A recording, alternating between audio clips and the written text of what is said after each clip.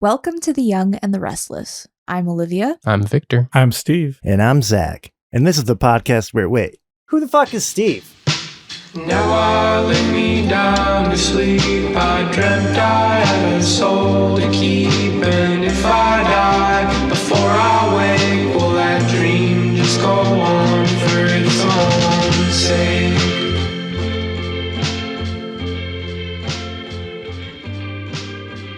So I had a very silly dream last night that I would love to share with you. Pray tell.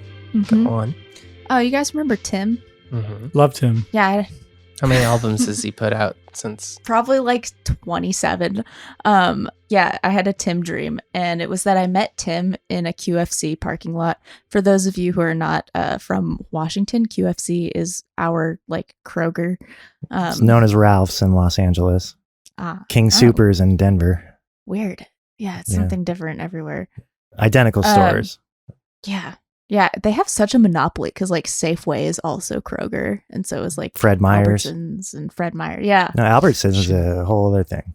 Oh, is it really? Yeah. Do like a cover of I've Been Everywhere Man, but with like all the different grocery store chains instead of... Is it all the different Kroger daughter companies? Yeah. All the different brandings for Kroger. I've been to QFC, man. So I met Tim in a QFC parking lot, and he drove up in a van, and I was like, "What'd you bring?" And he shows me a stack of like hats that they looked like chef hats, like those silly like poofy chef hats, but on the front of all of them it was the text, "Check out my road rash." and I was like, "Nice." And he goes, "There's more." And he pulls out a DVD case and shows it to me, and on the front it says dolphin porn, an audiobook. And he just says smut, and I'm like, wow. That sounds like it would be the name of a Tim album. Yeah. He's got some experimental sensibilities. And then the last thing, he goes, "And I have a ton of microfiber blankets." And then I like looked over at the QFC, and Hannah, his girlfriend, is standing there with her parents. And I know we're all meeting here because we're going to go somewhere else together, but we're waiting for a guy. And I remember this guy was called UFO Dave. And everyone kept telling me, "You're really going to like UFO Dave." And that was the whole dream. I want to be UFO Dave. Oh, man. That's Tim Mechling. Yes. That's right. Yeah, we could plug him again. Go Let's check him out. He's plug on him up. Spotify, Bandcamp. Tim Mechling on all those, and also Hannah Wyatt is on. Yeah, check out Hannah Wyatt. She's also very talented. And then you'll see what I mean by that. Sounds like it could be a Tim release. The whatever pornography of dolphins or whatever you said it was called. Dolphin porn, an audiobook. Dolphin porn. I feel like Tim would call it the pornography of dolphins. That's the difference. Yeah. Uh, But he held it up and he goes, "Smut." I think that's in a couple of days we're going on a camping trip with Tim, and he's our camp dad. Yeah. Like he knows the camping stuff. He's got the camping stuff, and we're just like, okay, show me what to do. Mm-hmm. Yeah. Thank you, Papa. He's going to teach us how to fish. Yeah. it's going to get a little weird, I have a feeling. As long as he leaves the dolphin porn at home. He's gonna get too drunk and fall asleep in the boat, Just like real dad. just like real dad.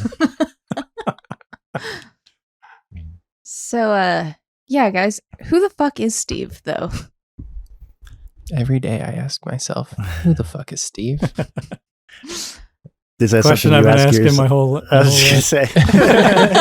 I was gonna say, do you ask yourself that, Steve? Who the fuck is Steve? Yeah, so you guys may have noticed we have our first guest here on The Young and the Restless, and we're super stoked about it. You might remember us mentioning this other super dope dream podcast called The Dreams That Shape Us. And that is Steve's baby. And we're just really stoked to have connected with you on Instagram, Steve, and yeah, your podcast is just really delightful. Little less like goofy and jokey than ours. So if you want to get into some like serious dream work, go check out The Dreams That Shape Us. It's delightful. Yeah, they actually do like homework and stuff.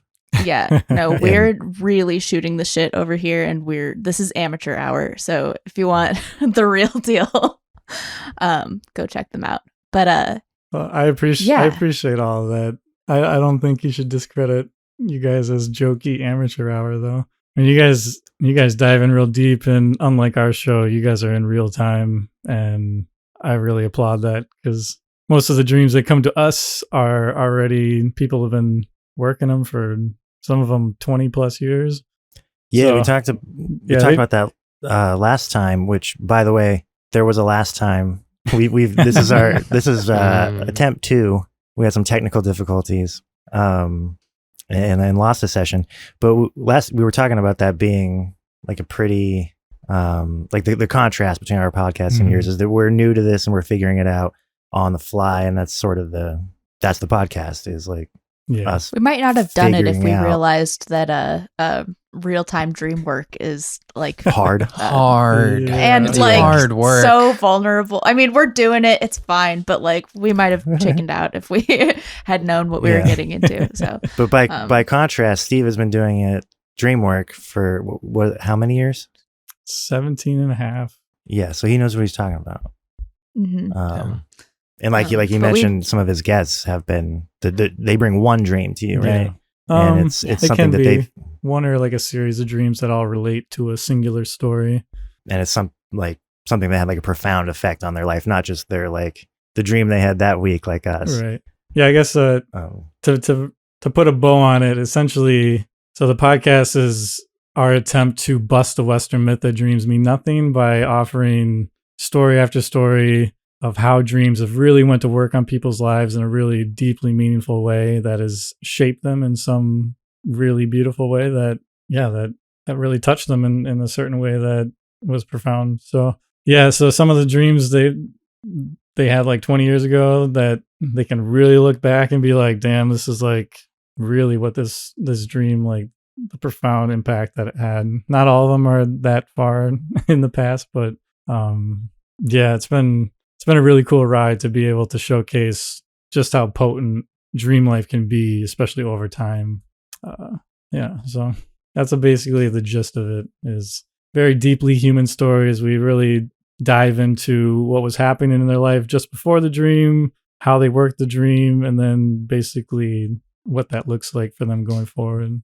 That's really cool. Like I feel like that is like you're pulling back from like what we're doing, where you can see the whole picture, whereas we're just now starting to realize those patterns in real time with us. Like we do have like our dreams are like telling a story. There are threads that you can follow with each of us, and in like 300 episodes of our podcast, we'll have made one episode of The Dreams That Shape Us. right. Well, sure. Yeah. You guys will have to come on our show and be like, this is what we learned over the course of 2 years doing our own podcast. Yeah. Yeah, and we'll have archives where you can see the dream seed when it happened, when we recorded it. Yeah, man. Yeah. On this pod, we kind of talk about like, oh, is it just, random brain chemistry stuff happening? Is it like clear psychology, like clearly answered by human psychology, or is there maybe something a little spooky going on? I tend to take like a Scully approach to it. But Steve, like on your podcast, you guys really get into like bizarre synchronicities and really like unexplainable stuff. And just the couple of episodes I've been able to listen to, I've just been like blown away by just like bizarre in coincidences, things that really like can't be explained by coincidence. Yeah.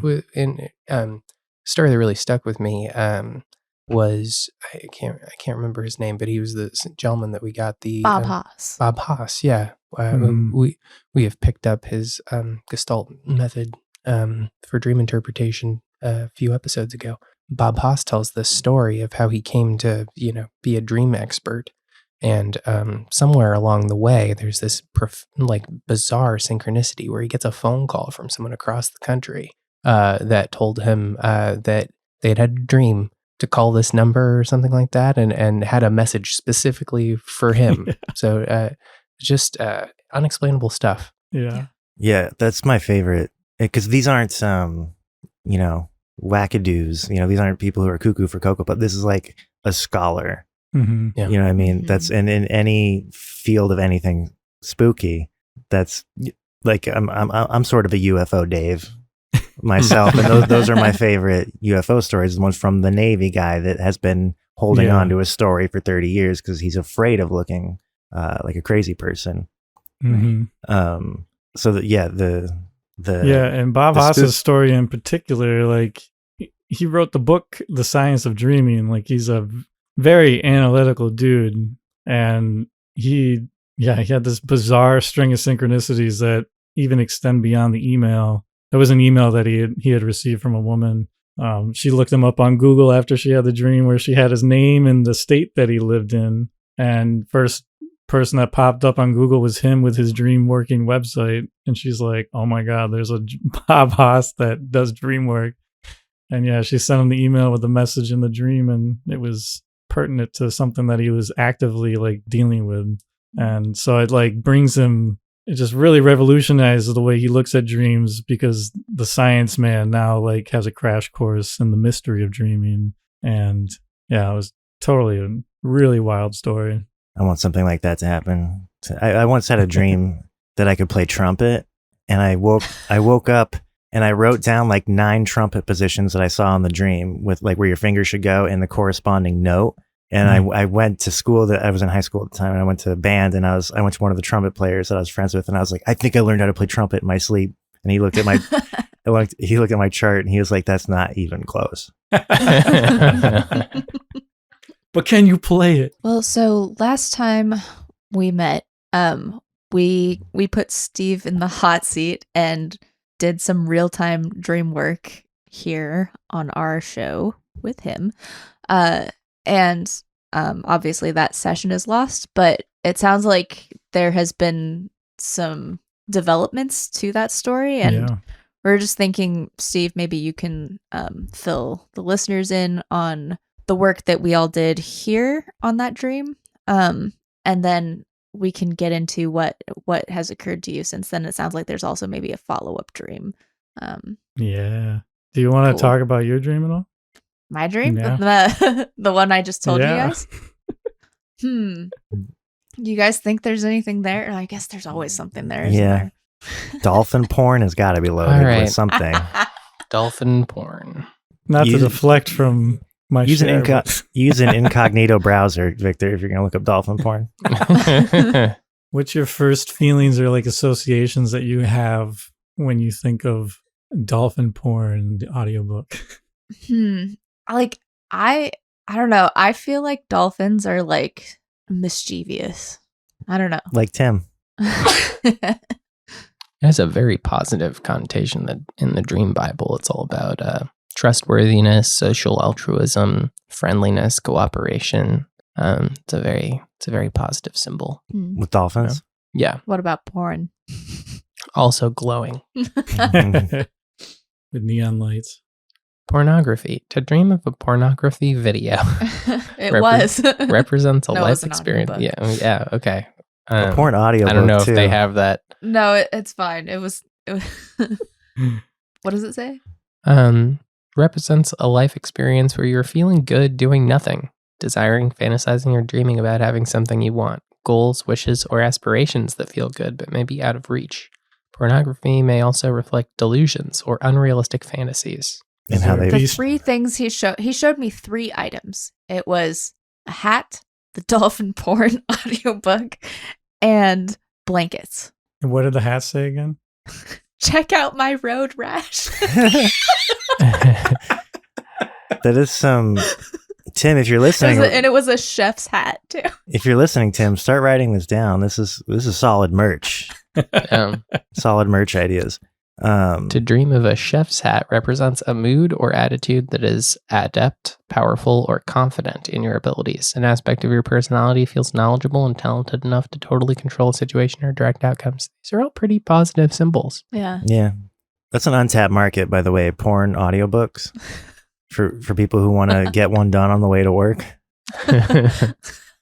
You'd be surprised. I don't know if that's untapped. Oh, man. Those are definitely 3 very interesting symbols to throw at you. Yeah. Jesus. About microfiber. It was specifically a microfiber blanket. I don't think we're going to get anything from microfiber. Are you sure? I'm not sure, but Yeah, you're right. I am sure. But yeah. a blanket. Blankets are like probably secure. We've done Do you grocery think an store audiobook of dolphin porn is narrated by human, or do you think it's all squeaks and... It's got to be squeaks, right? I remember thinking it was like a joke when I looked at it, like that it was going to be, that it wasn't a serious audiobook, you know?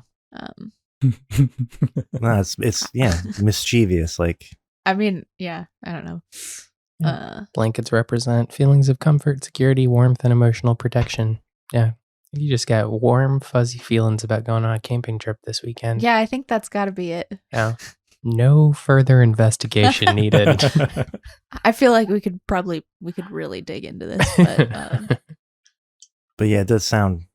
However complicated the route to get there may be, it does feel like a positive dream. Yeah. yeah.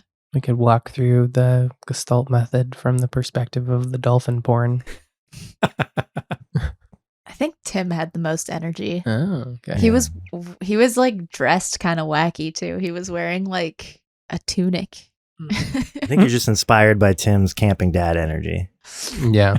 Yeah. Could be. It's giving you like creative vibes. Yeah. All right. But enough about our camping trip.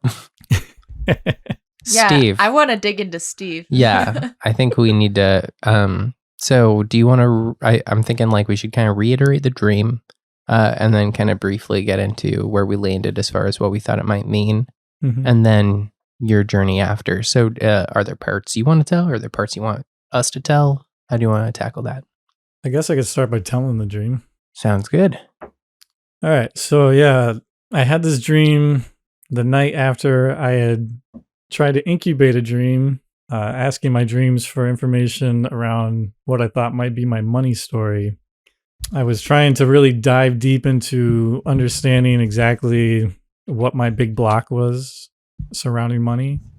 And yeah, so I wrote down on a piece of paper what I thought it was that night, which had a lot to do with like shame issues around asking for money, feeling like I had to like overperform or like overgive or overdo just to feel worthy of asking for money. And I was like, is this it? Or am I missing something? Is there something deeper here that I'm not seeing?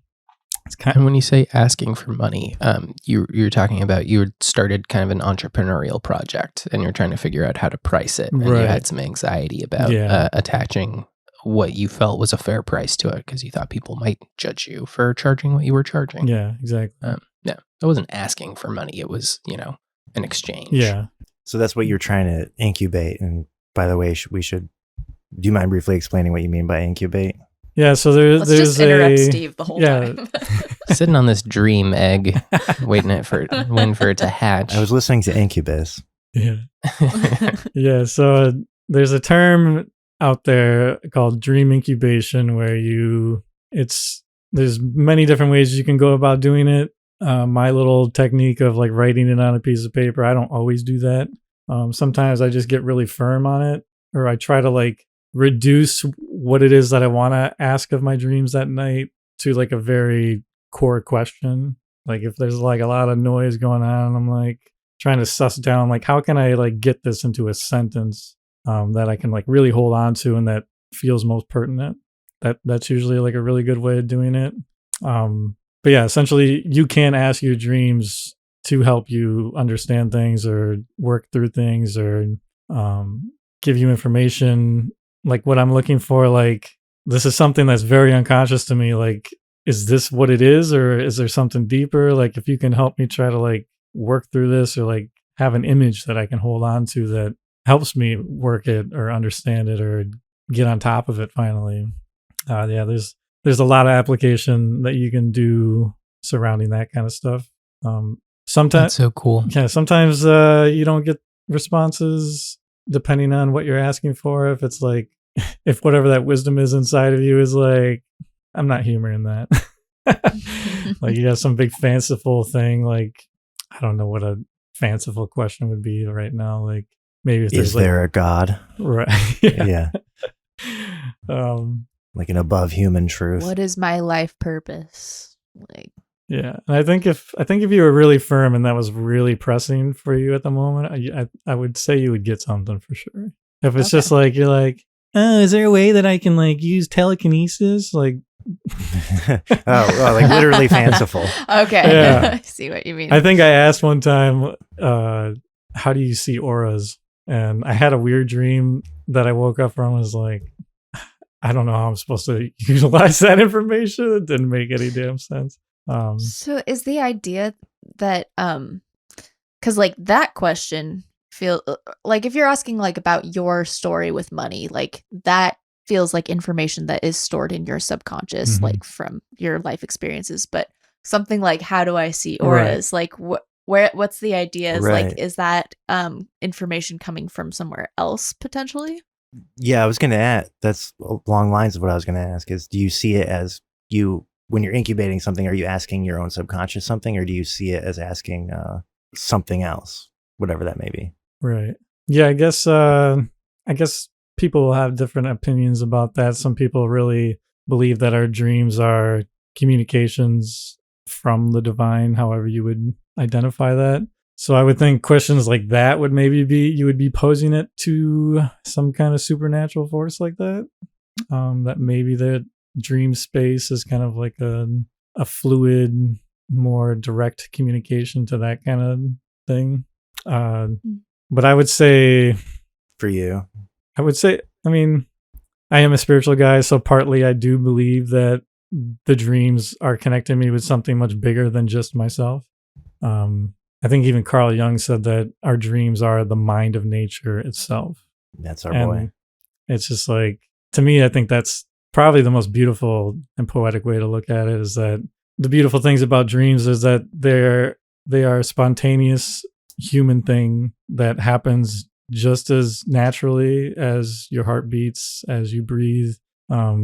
It's intrinsically human. Not that it's exclusively human, but it's something that arises out of the soup of whatever, you know? So it's like, it is connected to something. To me, it's connected to something far deeper than me. And if we go back to Bob Haas, something that was told to the woman in the dream that she emailed him about was that he was contacting her through the body unconscious network.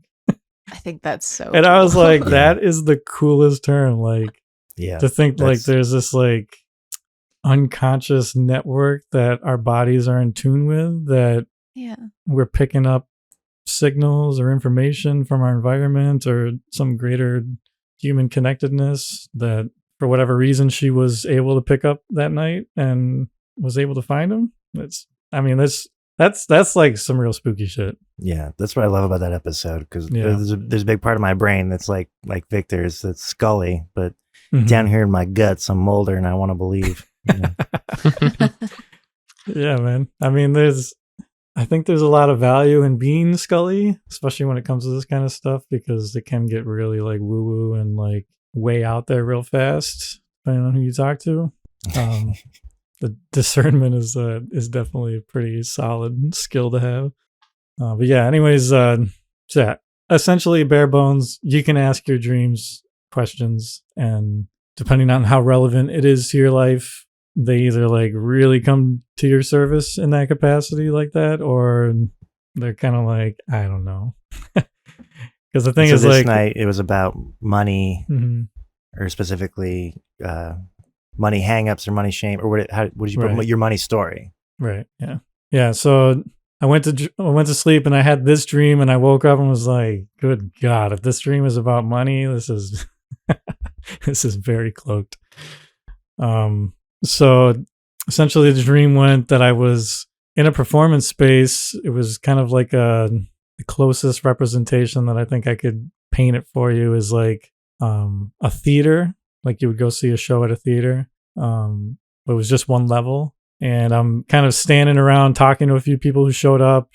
A lot of people showed up for it. It was almost a packed house. So like, it was amazing. And I was the one who was going to be performing. It was very undefined what kind of performance I was going to be doing, whether it was my music or just kind of like a TED Talk almost. And then I understood that my daughter, who is only 6 months old, was down right off of the stage where there was this understood to be like this little VIP section. And I'm talking to the people, but I have my eyes in that area just to make sure that she's safe. And before anything else can happen, all of a sudden the entire theater space was just overrun by this huge horde of zombies, and they just decimate everybody and just leave like this weird like glaze of human all over the place. If any of you used to play StarCraft, it was like a Zerg creep, just like all over everything. And I panic, and I had hid somewhere, and the zombies left the room after they got everybody in that room, and they were chasing people down the halls or whatnot. And I almost fled, but then I'm like, maybe my daughter is small enough that they didn't see her and that she's still alive by some freak chance. And I run down into that area, and sure enough, she's alive and she's glowing. She's just has like this golden light that's just kind of like shining from her. Just she feels indestructible, and I'm just like blown away, and like, oh my god, we gotta get the hell out of here. And you can hear the moans of the zombies just echoing throughout the dream, and we get outside, and I think I'm free, and all of a sudden I look up, and there's this huge line of SUVs that are backed behind, or that are in front of that is like a line of these security looking guards who I understand are vampires.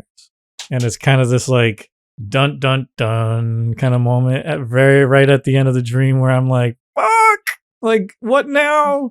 And for whatever reason, like they feel so much more malicious than the zombies did. They feel calculative. Like there was something more menacing about the fact that they like had more faculty to get me or something. I don't know. They just less animalistic, more sinister. Yeah, exactly. It was very like a very sinister vibe, and that's pretty much where the dream left off. So I was like, Jesus, if this is if this is about money, yikes. And yeah, so we started peeling it back, and I was pretty sure by the end of our conversation that it was about money. Do you want me to just kind of recap my feelings about it?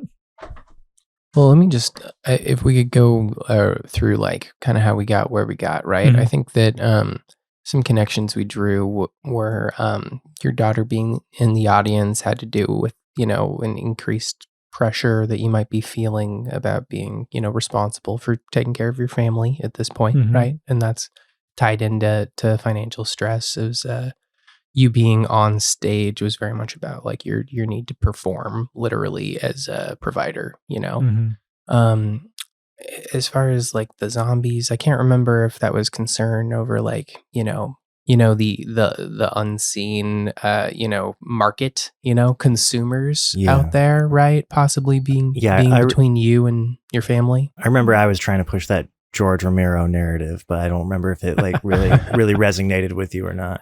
I think after we talked, I was thinking about it more, and I just really feel like, as weird as it sounds, like the zombies were doing me a favor. And I think we had kind of stumbled on like me thinking that I put too much concern into worrying about the audience, or like, especially in the realm of this, one of the developments was like worrying about what they would be willing to pay was like a big thing that came up. And so like the zombies just taking care of the audience was kind of like, to me in some regards, like we're not thinking about them. You can't think about them. You just have to worry about the purity of what you're trying to offer, which was kind of wrapped up in my daughter. And there's a big thing that happens here with that when I work that a little bit further. And yeah, I think I don't know. I feel like there's still something more about the zombies, but I'm having a really hard time like finding my way into that. But it just felt like something. If I remember right, you kind of pretty easily dealt with them, and your Right. daughter almost had like a protective aura or some kind. Like the zombies were a frightening idea, but they were actually an easily solved problem.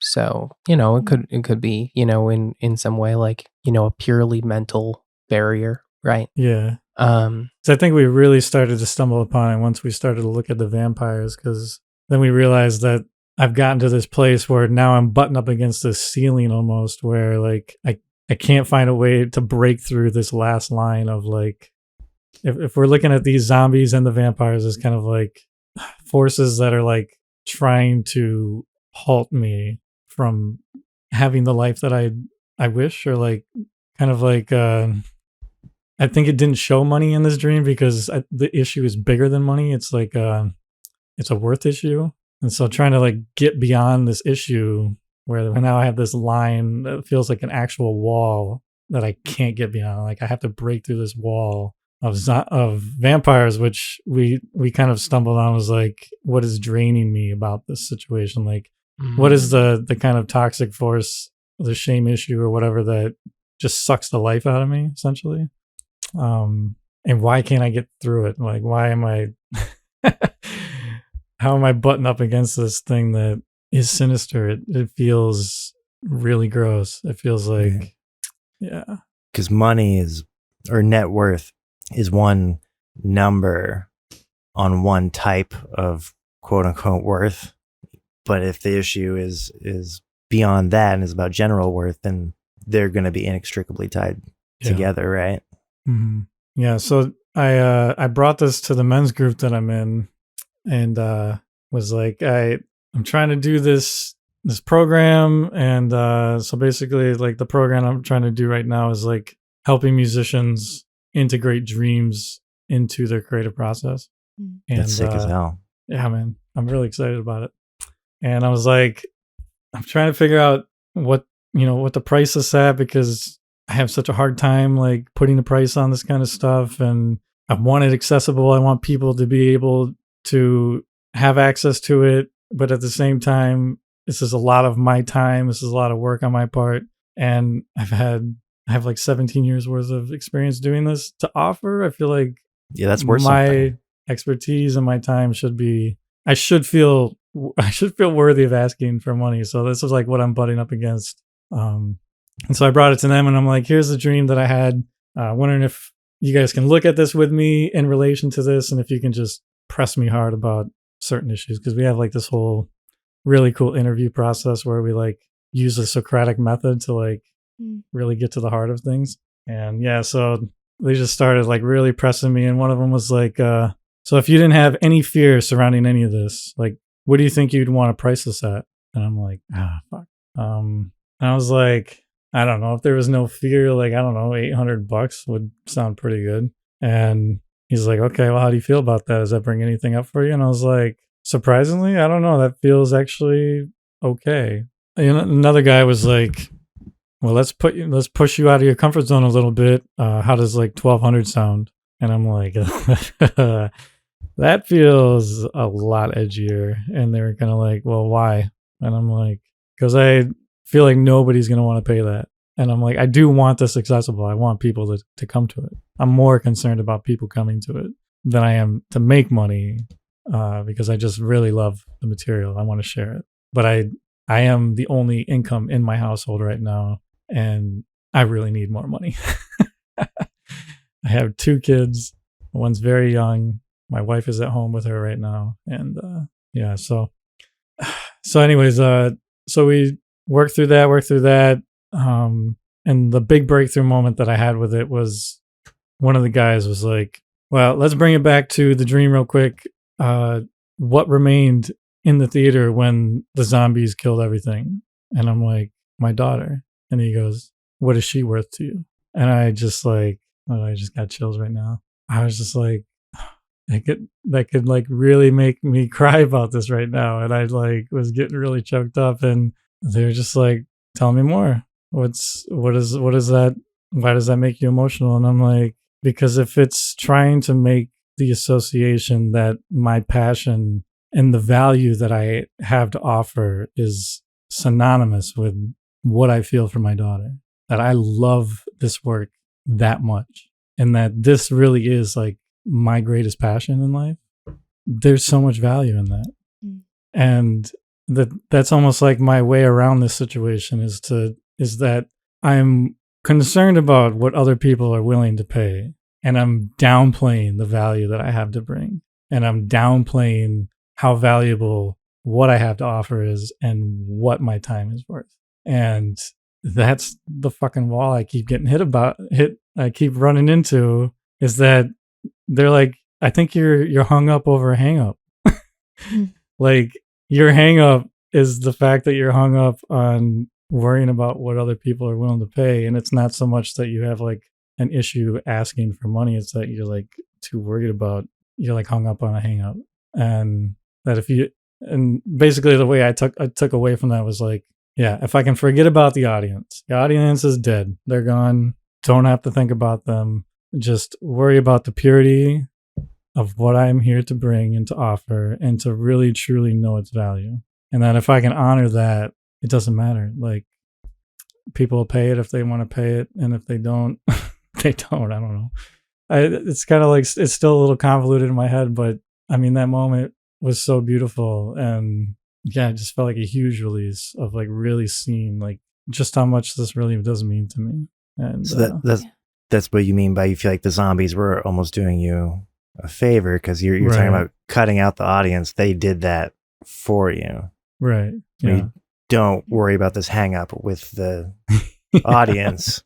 Yeah, because I mean, as a historically horrid people pleaser, I'm just so geared to like pander to other people, and I've always downplayed my own worth and my own sense of self to appease other people. And yeah, I just really feel like seeing my daughter in that moment, and the feeling that came through when he asked me what she's worth to me, was just like, she was almost like a soul image at that point, where like, I don't know, it's almost like a wordless feeling that I don't know if I could really truly articulate like how that just reached into my heart and was just like, woo. Yeah, when you frame it that way. Yeah. Let me know if this resonates or not, but when you were talking about that, what some of that brings up for me is like rejection sensitivity, and like the idea that like, well, if I price this at like $100, then there's a lot of people who would be like, that's a great deal, I would love to sign up for that. Whereas if I price it at $1,200, whatever I think it's actually worth, there will be people who are like, who the fuck does this guy think he is? Right. Like, that's not worth it. And like that hurts. Like, the idea that people have that reaction is like, because I can relate to that, where it's like, even if enough people signed up to where that was much more worth your time, the idea that there's like a lot of people who were interested and looked at it and were turned off by the idea that I priced something like that. Yeah. And like had ideas about me, that feels like a rejection to me, and I can be sensitive to that kind of thing. Yeah, no, that's so true. And I think that actually like really ties into the vampire part, where yeah, I don't know, I've always like, with the people pleasing thing, it's been such a sinister thing in my life. It really has, where like I moved around a lot as a kid. I've lived in 8 states, and like 5 of them were like before I was like 13. And I was constantly, people pleasing became my like survival mechanism to make friends quick and to not have to feel like such an outcast. And I have a pretty easygoing personality, so I do make friends quickly, but being a people pleaser just like made it all easier. And I think I am absolutely terrified. Something that I've had to work on the last however many years, 5 years or so, was that you don't need everybody to love you to feel like you can love yourself. Like, what a shitty recipe for self-worth to think that if one person out of a group does not like you, that it like spoils everything else. That's like the mentality that I've had my whole life of feeling like if I don't have unanimous unanimous love from people, that somehow I'm not worthy of love at all. And so I think that has a lot to do with it, that if I price it at even 800 and nobody shows up, that I'm gonna like, it is gonna like suck the life out of me to where I feel like that rejection has something to say about me when it shouldn't necessarily, and if I did price it at $100 and nobody still showed up, there's such like a, I don't know. It's a really bad recipe for being a creative person to have such steep worth issues, but I think most of us probably have them. Yeah. No, it's like a necessity for being a creative person. Yeah, you should come down here to LA and see what people are charging for the most inane bullshit. If this helps put it in perspective, I just looked up the Goop Summit. Oh boy. Yeah, how much are people paying to do Gwyneth? to do yoga and then go to a cocktail party hosted by Gwyneth Paltrow? $1,500. Oh wow. Wow. For one day. That's one day. Yeah. Yeah. Granted, you haven't been in Shallow Hal, but whatever you end up pricing it, and whether that initial attempt, succeeds or fails or anything like that, like you're saying, the real trap is like pinning your self-worth on it, or like pinning the idea that it has failed as like a reflection upon you as a guy that people like or don't like or anything like that. That's just going to get in your way of honestly evaluating the project, and letting that thing stand on its own legs. Yeah.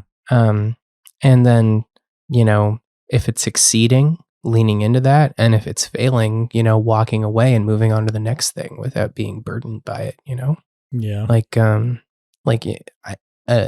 haven't put music out for 7 or 8 years, right? I just went dead quiet because I was like all fucked up in my head about releasing new stuff. It was like the longer I went without putting out music, the more it had to be like amazing when I released stuff. Mm-hmm. Finally got to a place where I put stuff out, like all excited about it, and I've had to like sit comfortably with like the 10 Spotify listeners, or the 15 streams on the thing I finally released after like 8 years, Mm-hmm. and it's like, that's okay. Like I need to be okay with that. Otherwise I'm going to go fucking crazy, because I'm working on any one thing is not like the thing that defines you, and also like no success or failure, ultimately, sums you up as a person. Yeah.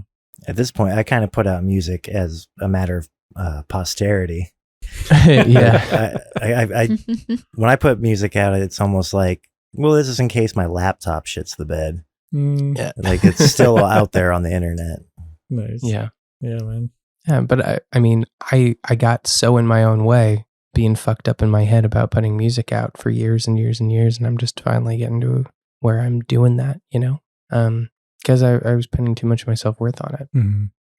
Yeah. I think anywhere, any part of your life or part of yourself where you hang your hat is going to be the place where you're the most insecure and the place where you've got like the most hang-ups that are going to hold you back. Like, It's a trap. It is. Yeah. And it's like, you see it all the time where it's like, if somebody sees their value as that they're beautiful, like their physical beauty, those are the people who are the most insecure about You've really been way working they on look. that, Zach. I've been trying to This is trying not to work through that barrier. not a blanket statement, but like oftentimes personal people who are attack. just like, Oh man, thank you for saying the word barrier. That like this self-worth issue is a barrier to me moving forward. I think it's important to remember, like, the price isn't the only factor here Yeah. on whether the thing succeeds or fails, right? There's Yeah. all sorts of stuff. Mhm. It's like you do a thing, or you put something out on the wrong day or in the wrong Yeah, I was gonna environment, or say, you like, don't push it the right marketing, way, or you don't like- post the right flyer on the right pole Yeah. or whatever is the whole fucking difference between it being a Wow. massive success and a Yeah. massive failure. And a lot of that stuff is kind of out of your control. You just Mhm. got to shoot your shot and then keep moving, you know? Yeah, Yeah. definitely. Don't let it slow you down. Yeah, definitely. Yeah, Yeah. because I think I've allowed that. I've always put stuff out, but I've put stuff out sheepishly, like bracing myself for due to the vampire wall. So yeah, That isn't. I did have a follow-up dream after I had this big breakthrough with the guys, and it seemed to be like a huge encouragement for me to go forward with strength, which now if we're looking at the vampire line is like this barrier, this self-worth barrier where until I break through that fucker, the vampires are going to suck me dead. They're going to drain the life out of me. Was basically I had a lucid dream, and the guys that I was with when I became lucid started running really fast in a very specific direction, and I was trying to follow them, and it was like we were trying to get to a certain point, like a certain place, and it was like we were running towards this place, which is kind of what I feel like I'm doing right now, where I'm trying to get to this place of like having my creative work be more of a financially supportive kind of thing in my life, and supplemental at least. And But, so you're what? backpedaling. Yeah. You're doing the artist thing where you're like, well, it's supplemental at least. You're like, you're not going all in. Oh, it's so true. And I kept doing that with the guys where I was just like, I would backpedal on thinking that 800 was enough, or like that I was worthy of that. And I fought with that for a few days after that too, where I was just like, and I'm like, I broke it down one time. I was like, all right, that's $100 a week. I think my time is worth $100 a week. And I was able to kind of work myself around it that way. And And the Goop Summit's one day. fucking one Just day. remember the Goop Summit. That'll be really helpful. And the goop that was in the theater, yeah, man, that's It's all connected. the human That goop. was the Goop Summit. I do think, like, you know, there's a difference between, like, you know, it's not like the more self-worth you have, the higher you're gonna Right. price your product, right? It's Yeah. not like, oh, now I really believe in myself, so now I'm gonna charge $2,000, Right. $5,000. That's not it. It's that there's an objective kind of value to the thing that you're doing, Mhm. and you're just trying to see that clearly, Right. you know? Yeah. And there's a relationship between price and like how many people are going to sign up. And all you should care about is finding that price point that's like the best deal for you. Mhm. And then where, like, you know, the difference between 5 people and 10 people signing up, the math adds up. You're ending up in a better position than you were if you priced it differently, right? Mhm. That's all you should care about. And Right. like separating that from, oh, but am I a good boy? Did I do a good job? Do these people like me? Are people judging me for what I priced the thing at? Getting all of that like emotional baggage out of Yeah. there That's and true. just like yeah. treating it as a project, you know? Mhm. Like maybe $800 is the right price. Maybe $400 is the right price. Right. But that is separate from your worth as a person. Yeah. That's true. You know? 'Cause when you can separate those two, then your response to whatever the outcome is like, well, those are the numbers. Right. Right. Mhm. You know, Yeah. try 800 or like try 1200, see how many people bite, Mhm. and then do it again and try 800 Yeah, and see that's how all many people bite. information for you. Yeah, it's just data points, you Yeah, know, definitely. but none of it is a reflection of your self-worth. Right. Yeah, definitely. Thank you for that.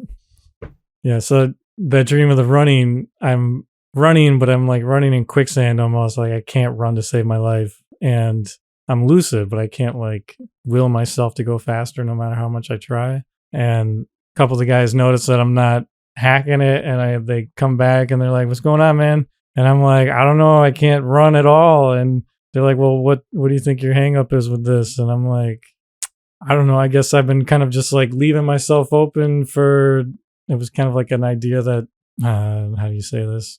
Kind of like the wind would propel me forward, or like God would like, I think I actually said the words. I was hoping that God would just, propel me forward or something like that. This is in the dream you're having this yeah. dialectic? Yeah. And they kind of looked at me like, I don't know if that's quite how that works. Which in lucid dreams previous, I have opened myself to the dream and have asked for the dream to show me things or stuff like that. And this force does come up and grabs me and takes me somewhere. So that's like what I'm kind of like banking on as I'm trying to do this. And they kind of were like, nah, I don't think that's quite how that works. And so then I tried running again, and I was coaching myself and was kind of like, I can do this. I can do this. I know I can do this. This is easy. And I could run. And then as soon as I got good at that, like the guys jumped in the air and they started flying. And I'm like, okay. And I jumped in the air, and I've flown many times in lucid dream. Couldn't fly this time. Just kept lowering back down to the ground softly. And again, realized instantly what I was doing again was just hoping that if I jump in the air, like it'll happen. And I started coaching myself again and was like, we know how to do this. We've flown many times. We can do this. We can do this. We can do this. And was able to fly. And I think it was just like a really beautiful encouragement for me to recognize like a lot of this is out of my hands, but the things that I can control, like to really have belief in myself that this is important to me. This is beautiful. I have to go at it with like a warrior like spirit, not like afraid that this is going to fall flat on his face and I've damned myself before I can even begin. So that was like really, really helpful. Yeah, you can't put one thing sheepishly out and hope that God takes it from there. You have to. Yeah. That's right.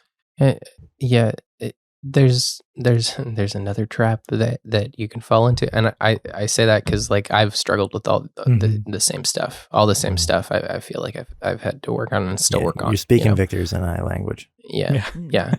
But there's another trap you can fall into where you can tell yourself that if you didn't go all in on something and you didn't really try, then it's not a reflection of your self-worth, and it's a way to try and shield yourself from those feelings, right? It's like, oh, well, I didn't really try the thing, I threw it out there, but I didn't really care about it and moved on, Right. And it's just all like emotional self-shielding, Right. And it just gets in your way, and it doesn't help you, and like ultimately it doesn't change anything other than you tried less hard, you put less of yourself into something, you made yourself less likely to succeed.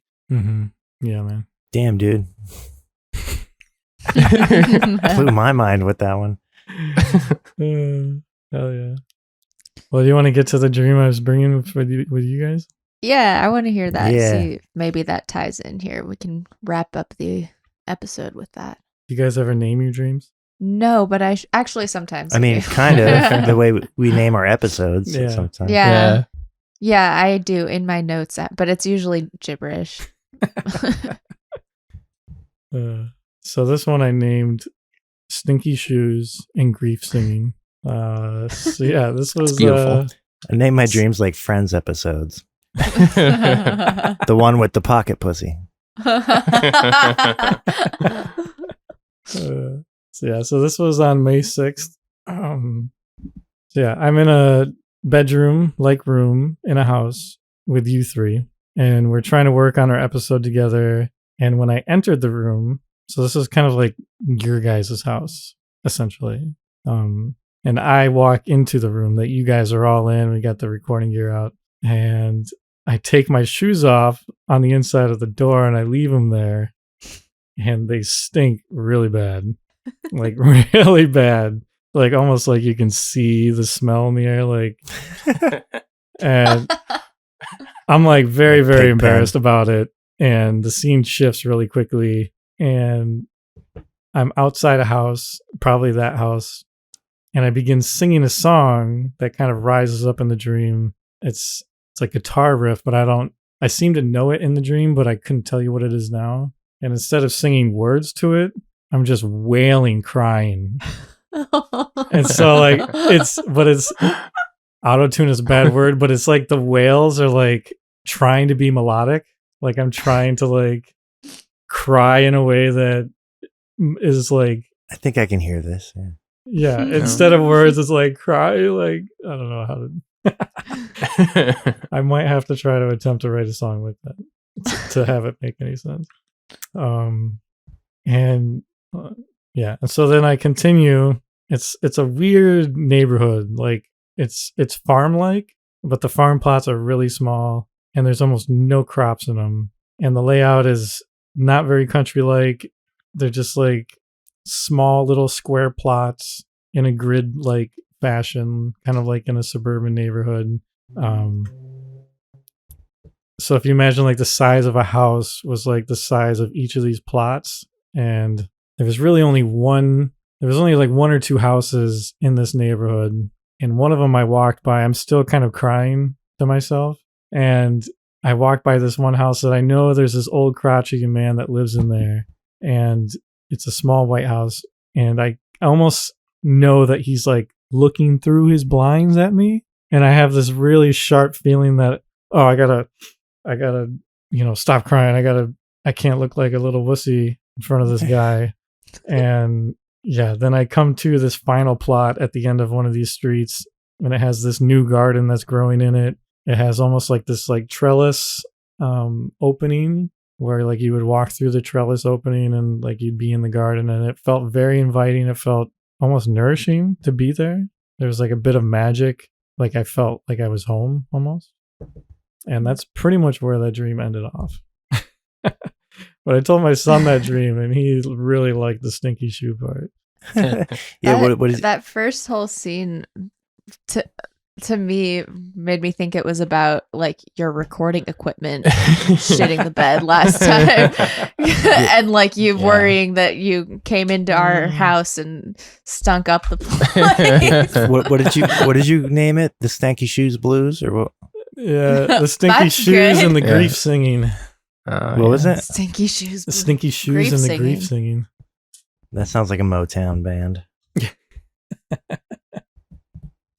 I wonder if there's something in the shoe entry about stinky shoes. I love the idea of us having a Jung and the Restless studio where we can record in person. That would be sick. Yeah. But it was just a bedroom.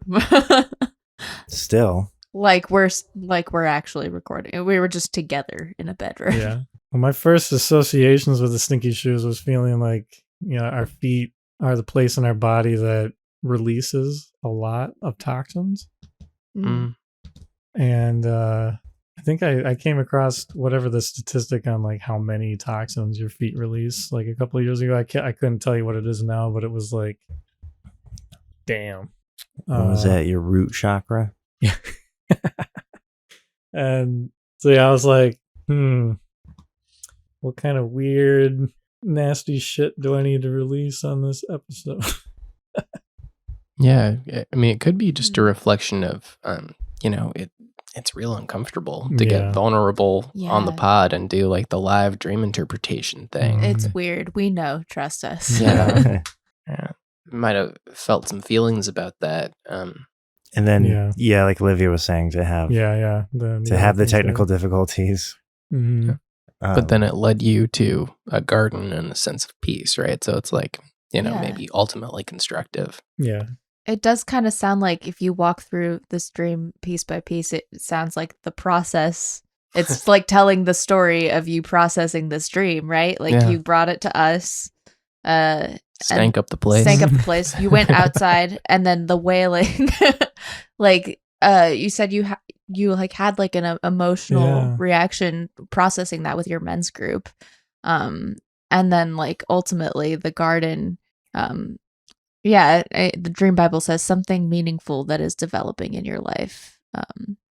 So like, maybe that is like the ultimate end of this, the process of you doing the work on this dream. I'm not looking at the Dream Bible, but I assume in addition to meaningful, it also uses the word fertile. Let me read this whole paragraph because it's exactly what we're talking about. To dream of a garden represents something meaningful that is developing in your life, developing in new ways or growing as a person. You are cultivating or slowly growing some new area of your life. A garden may also reflect a learning experience or teaching others something that takes time, new ideas that take time to develop. Didn't say fertile once. No, dude. Not once. Missed opportunity. There's an evil garden. Well, Yeah, how evil is this garden? The guy felt pretty evil. He felt like if you've seen that animated movie Up, the old crotchety man. Yeah. Old men have come up in on our podcast quite a bit, actually. I dream about them all the time. Yeah. Old men may reflect experiencing, asserting yourself, or embarrassing others. Yeah, so maybe a reflection of like discomfort with asserting yourself, and as reflected by these business decisions you're making. I don't know. To dream of elderly people represents experience or wisdom to know better, having been there and done that. Re-experiencing a similar situation, sound advice coming from experience, may also reflect boredom with something you know too well. But you were concerned about this old man seeing you cry. Right. Yeah, that was a big thing about it. That's the men entry kind of has some stuff about it. It's all about like dominance and like typical like macho bullshit. So that kind of all right, Olivia, we get it. Just kidding. Assertive, aggressive, rational, practical, or insensitive. So what were we doing while you were taking off your stinky shoes? Like, were we cool about it, or were we like making faces, or? Yeah, I think you guys were mostly fine. I don't remember like you guys being like, "Damn, dude, get the fuck out of here." Right. So you just immediately left in embarrassment? I was really embarrassed, but I think the scene just shifted. So it didn't show me there very long. Did you have your shoes back on when you were back on the road? Don't remember specifically, but I don't remember being barefoot. Oh. I relate by that. I have preternaturally stinky feet. You're releasing a lot of toxins. Yeah. I just feel like the old man, there's something there that it kind of felt like he, in some other more specific way, is maybe kind of like tied to the vampires. What? I feel like where it was kind of like I don't know. It felt very patriarchal in that way of like, oh fuck, I look like a total fucking wussy right now. I like better shape up, and this guy is gonna yell at me for being such a and yeah. So I felt like in some way, like I don't know. I was thinking about it last couple of days, and I'm like, maybe we could either do like a role playing with the guy, or we could do they could just stall the Bob Haas. Like either like one of you or I could be the old man, and I would dialogue with one of you guys. Oh, role playing. Do real gestalt. Yeah, that's like therapy. Or gestalt. we could do just do the gestalt. I'm no good at improv. But I'm not sure if I would want to be the old man, if it would be more powerful if I was the old man. Or I've tried to do role playing in therapy, and I revert to being funny, and that's not how it's supposed to work. That's your discomfort with the situation. Can I get a suggestion from the audience? I think it makes sense for you to be the old man, right? Because the old man is an aspect of yourself, that you're not connecting with yet, So none of us have any way to channel that for you, But we can like semi-represent your conscious mind and ask some questions based on our conversation. I wonder if we should do the gestalt. I'll get into character, and then maybe let's try it. We could do role play at that point. Let's give it a go. Let's just take a crack at it. See where we get. If we get bored, we'll do something else. We'll pop on the dolphin porn. There you go. Squeak, squeak, squeak. Dolphin. That's my dolphin impression. Book. Okay, shake off Steve. Get Steve out of your body. There you go. Yeah. All right, hold on. Let me give you. Let me just walk take in a the minute. house here. Yeah. You are the old man. Okay. All right. My purpose is to make him pay. All right. My goal is to kind of be a stick in the mud. That's My like the best way I biggest- can describe the feeling that just came over me. No, first thought, best thought. Yeah. My biggest fear is That I'm not enough. I love. Oof. There was a similar kind of soulful feeling that just ripped through his body, like I had when I made that connection with my daughter. But it's like he stuffed it down. What was Next that? prompt is I hate. Yeah. I hate the fact I do this to myself. And I desire or I wish. I wish to be like that young man outside crying. Brave enough, at least. Yeah. I wish I was that brave. What do you think of the young man? I think he's beautiful. I think he's a wonderful person. And like there's this deep wish to be like that. To be that open and honest. Do you know the garden? I know the garden in front of my house, which has basically nothing growing in it. Can you be like the young man? I'd have to walk out of this house. And that feels really scary. What's holding you back? Putting myself out there. Being vulnerable. I'm very safe inside this little house that I just peeked through the window. But it doesn't really feel safe at the same time. What's the worst that could happen? It feels really liberating, the thought of walking out that door, so I don't know why I resist it so deeply. There's only beauty on the other side of this threshold. Are you your only barrier? Yeah, and it feels like there's a it feels like there's a force field, and I don't know how to break through that. Why do you hold yourself back? I don't know. The more I think around it, the less strength that force field suddenly has. And I think I've just concocted this whole story inside of my head that, I don't know. Keep going. I don't know. I think I'm going to try to walk out the door. Okay. My husband, the hypnotherapist. Yeah, damn, dude, really off-roading with Yeah. the Gestalt method. Dude, bro, that was fucking amazing. You Wow. fully just did a hypnotherapy session. Cool. You fully just did Victor, cool. that. Wow, that was cool. Damn, dude. Thank you for that. You just fucking crushed that. That was exactly what I needed. Holy fuck. That was powerful, man. You dove into that, and it was really cool where you went with it. I really felt him in me. I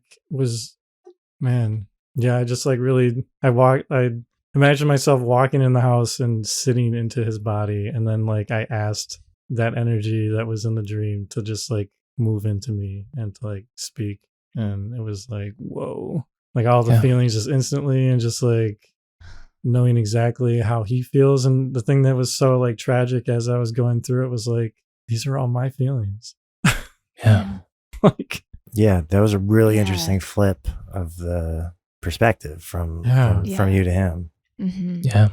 You know, my one complaint about the Gestalt method so far has been that it takes a minute to get into to embody that other being, right? And I've always found that like around question 3 or 4, something shifts in me, and the first few felt like I was just kind of warming up. Yeah, And we've found that it's almost helpful to do it again. So Yeah.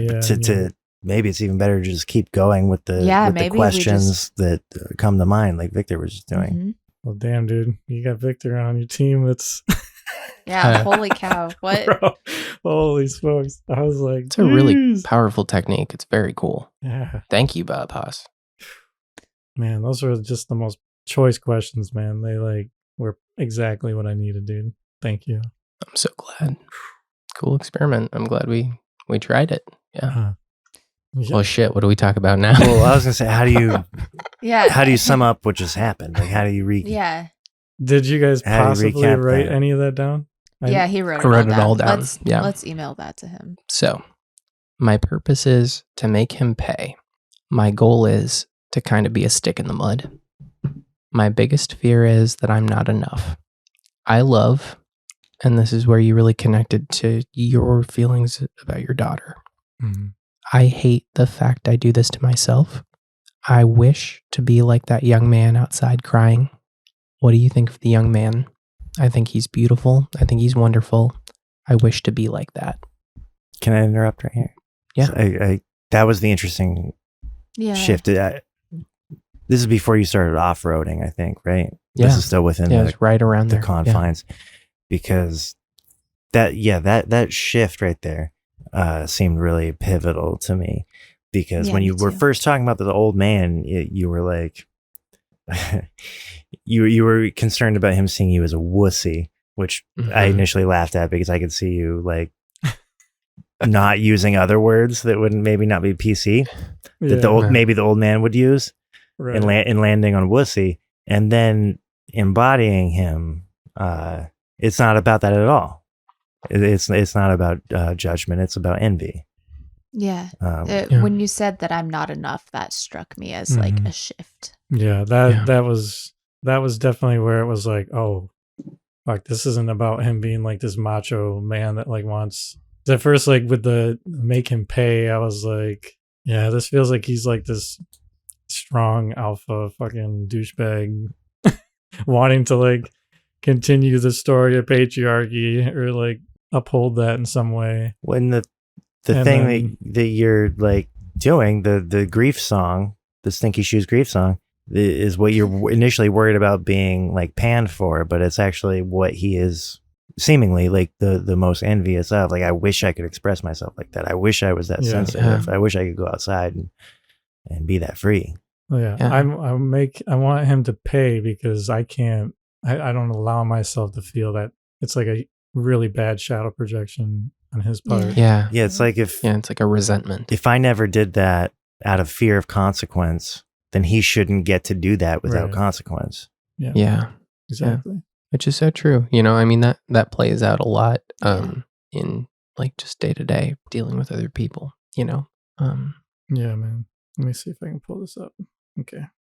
Yeah, so because right around I'm not enough was a huge shift for me. And then when I felt that same, like what he really loved was feeling that true expression of himself come up. Yeah. And it felt so soulful and beautiful. And yeah, then I hate the fact that I do this to myself. It's just like, man, we're like really pulling back the layers here. Jesus Christ. Oh man. So yeah, there's so much there for me to work with, and like seeing that as like a really deep reflection of myself in this, and that maybe some of the vampire energy that drains me is the fact that there is this part of me. Maybe it's an old man because it's an old story.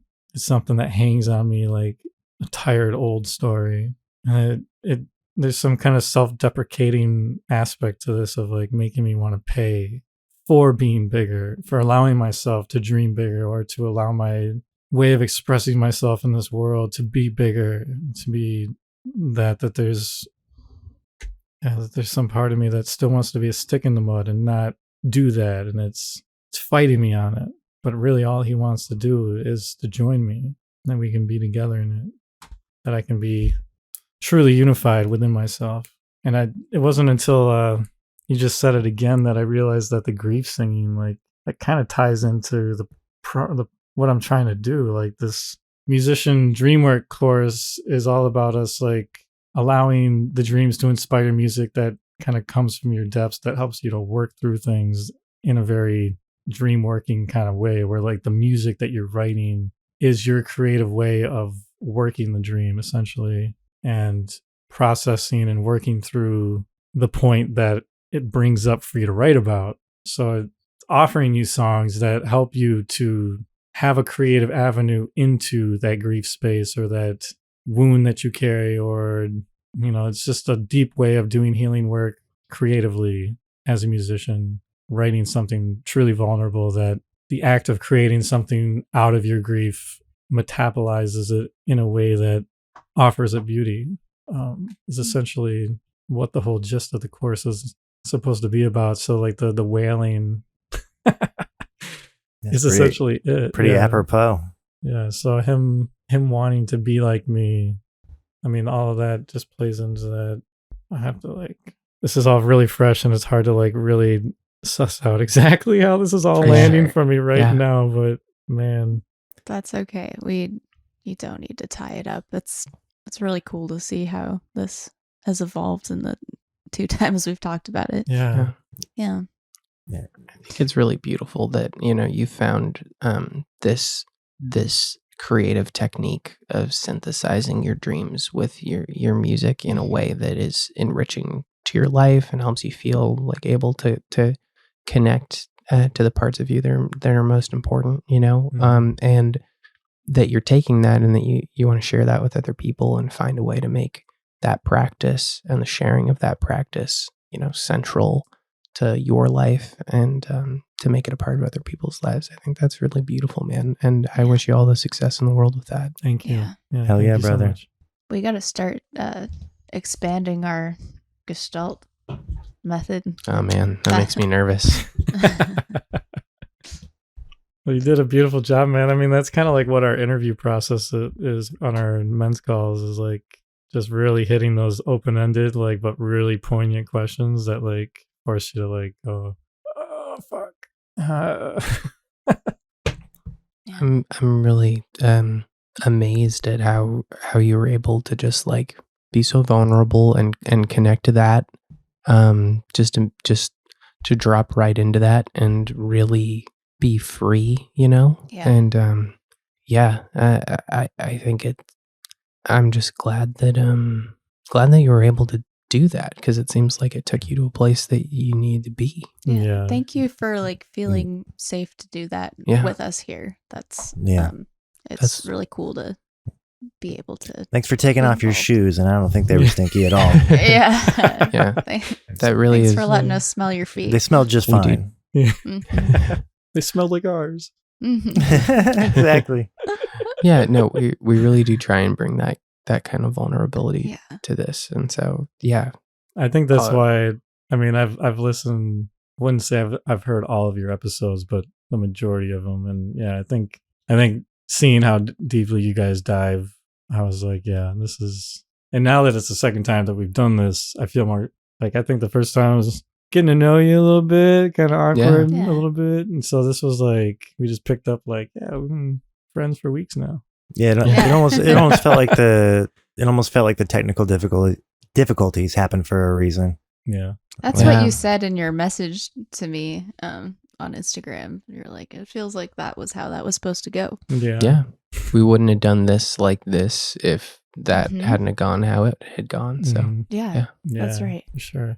One thing I wanted to say about, just on the topic of self-worth, because it's been an ongoing theme, and I had a pseudo epiphany about self-worth recently, because that's, we're all artists here. It's a unanimous theme. I had a revelation recently where I was recalling that in high school I had this bit where, like, to make my friends laugh, I did this character that was like this very ego-driven guy. Like, I was just constantly like, I'm awesome, you suck. Like, I was just like, I was the shit. That was the character. And it was just to make my friends laugh. But I do remember like having a higher self-esteem, like more self-worth at the time. And I mean, part of that is, I was just a young, cocky piece of shit. But also that voice came up in my head recently, the I'm the man kind of voice. And I was like, well, maybe let's listen to this guy for a second. Like he's kind of making sense. Like he's definitely more fun to listen to than the other voice that is going, you suck, you're not worth anything. So let's give this guy a shot for the day. And so I did that for the day. I did self-worth as a bit. And and I wasn't trying to like actually believe it. I was just trying to recreate the bit I did in high school where I was just for fun pretending like I was awesome. And I had a great fucking day. Yeah. It's kind of like how if you force yourself to laugh, you like get those happy dopamine brain chemicals. Like that makes a lot of sense to me that would work that way. Just Jeff Bezos laugh. Fake it.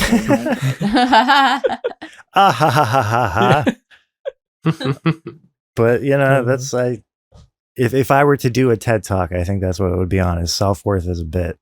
You don't have to believe it right away. Just start doing it. Just price your class. Like just put yourself up there. Even if you don't believe it, just go for it. Yeah. I'm gonna try that. I'll report back. I was going to say you should try that. Oh, that's awesome. Thank you for listening to The Young and the Restless. You can follow us on social media at The Young and the Restless Pod and submit your dreams for interpretation to theyoungandtherestlesspod@gmail.com. And as we always say, you can't hang your hat on a hang-up.